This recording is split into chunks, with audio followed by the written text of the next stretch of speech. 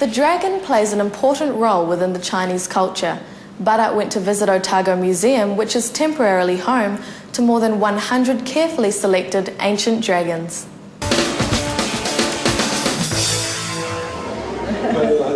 Okay. 3, 2, 1.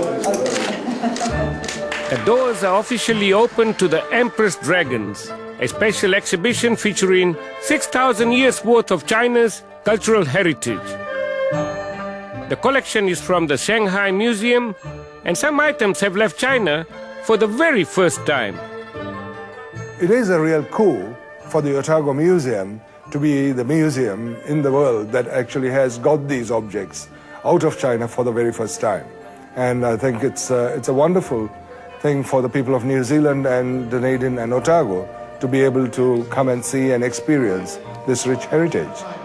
The exhibition came about because of the close relationship between Otago Museum and Shanghai Museum and the good sister city relations between the two cities. The Otago Museum itself has a very large collection, and we didn't want to use any of our collection, so it had to be something that is really special. So when we were talking with the director and executive director and the curators in Shanghai, we came up with the idea of picking important objects that had the emperor's motif, which is the dragon.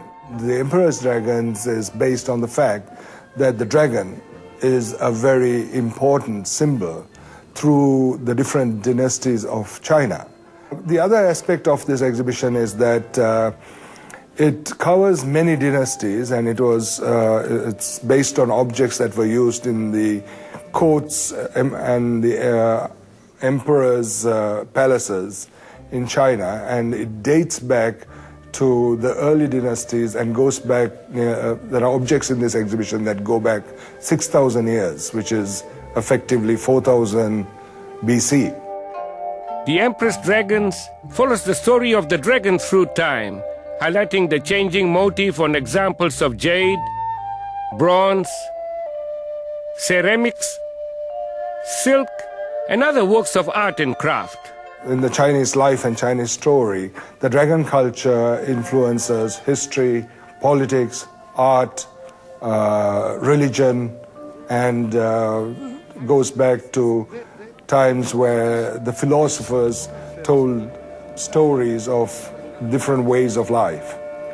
I can't really quite believe that all these treasures have come from Shanghai. I think the bronzes are the most wonderful artifacts, because until you know how they're actually made, you don't realize how precious they are.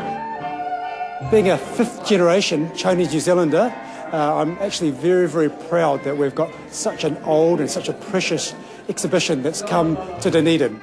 I mean, I've just looked at some of the pieces here. You've just got to stand still and think how long ago that was. So I think it's something for everybody to really come and have a look at. It is a world-class exhibition.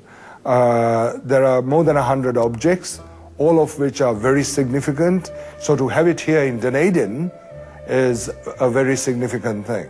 Special exhibition of this magnitude would normally carry an entry charge, but we have actually worked quite hard to make sure that we have been able to make it a free exhibition so that our community, Dunedin, Otago people and other New Zealanders can have free access to it so that they can understand better the culture and heritage and the philosophy and the story of the Chinese people, and also understand and see what a rich culture it was, even going back 4,000 to 5,000 to 6,000 years ago.